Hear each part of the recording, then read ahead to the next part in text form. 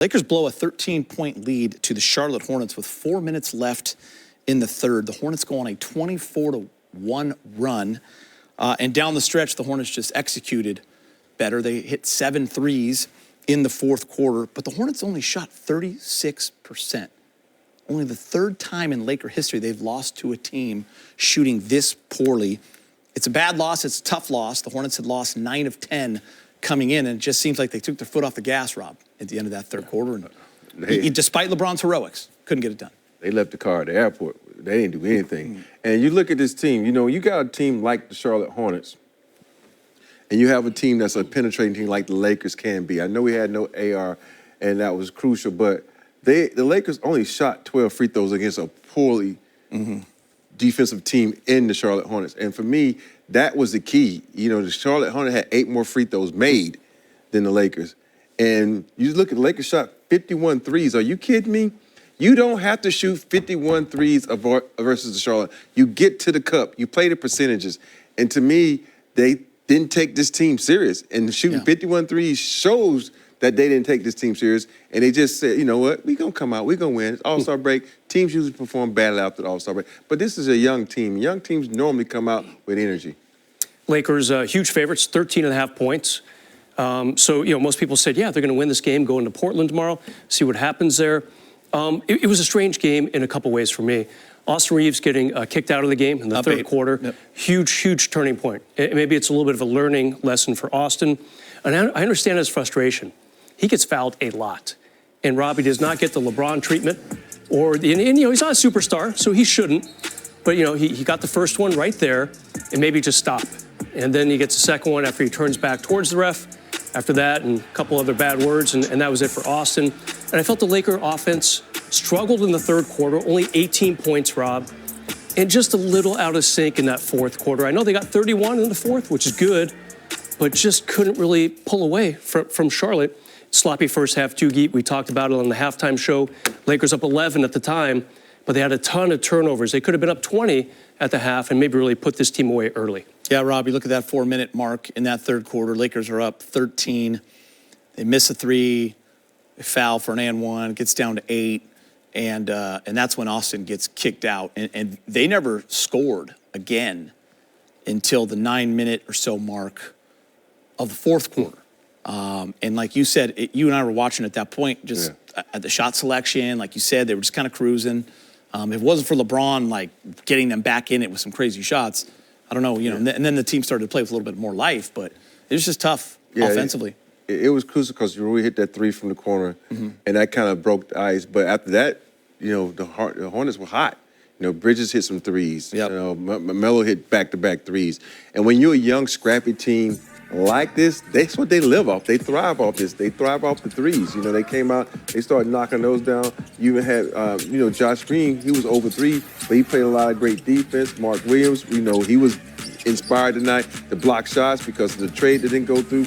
It was so many guys on this team that had inspiration to play in this game. And as you look at this Lakers squad, you know, and you look at what Rui came, not Rui, but when Luka came out, he didn't have a very good shooting out. And I think he's still trying to, you know, chip the rust off him. But this still, to me, boiled down to effort and energy. The effort wasn't there. The energy wasn't there because when you shoot 51 threes, like I said, that shows you that you're just settling instead of playing basketball the right way. That's just getting to the cup and take advantage of the opportunities offensively. You know, Brez, we said this at halftime. You know, the Hornets only scored 37 points. They were shooting 26% or something like that at halftime. But I looked and the Lakers were only up 11. Yeah. And they had 11 turnovers at the time. And we all just felt like that was dangerous. But if you could have come out in that third quarter, go on a run, put them away, you're not having this conversation. But you let them hang around. They go on that 24-1 run. Now they have all the confidence in the world. They hit a 3 to end that third quarter as well. That's 8 threes, basically. 7 threes at fourth, 1 at the end of the third. That's 8 threes. That's the thing. I mean, they're a bad basketball team. Not good on the road, lost 9 of 10. But when you give them, they're just going to hoist. They're just going to shoot 3. Sure. And if they get hot, then anything can happen in the NBA. We've seen it time and time again. Which they did in that second half. You know, much better effort for Charlotte offensively, and they're not a good team offensively, and still, you know, they beat the Lakers. Here's what you were alluding to, Geet. Rarely do you hold a team to 36.3% shooting and lose. You know, I don't like that 97 for the Lakers. It's the first time they've scored under 100, Rob, since a few days after New Year's. I mean, it's been a good 6-7 weeks since they were sub 100 on offense. And big picture, guys, here's what I don't like about the Lakers over the last week. You go into Utah, that team is 14th in the West. You lose by 12. Okay, you take a week off, LeBron rests and everything. Now you're playing the team that's 14th in the East in LA, and you lose. So, you know, they really need to stack up these wins. And they were doing a pretty good job against sub 500 teams this year. And now you got a lot of good teams coming up. Portland tomorrow, they've lost 3 in a row. They've been competitive lately.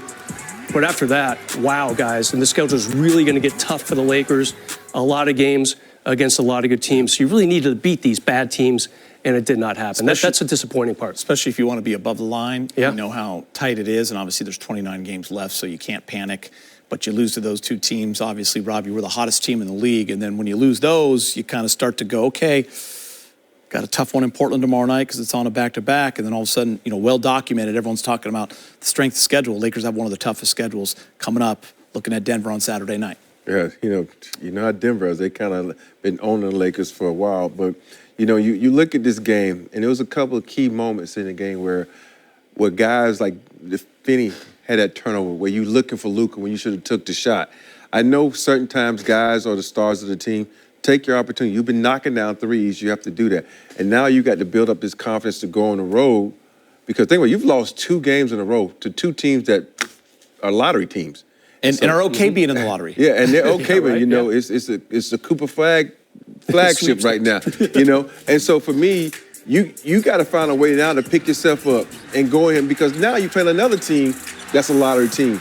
But are you business-like? Are you man enough to say, oh, you know what, we've lost 2 in a row. We can't lose 3 in a row. If we want a position, and Jock gave a position where we've been in the best playoff position possible, you got to win this game. You know, I hardly ever say this, but this pretty much is a must-win for the Lakers.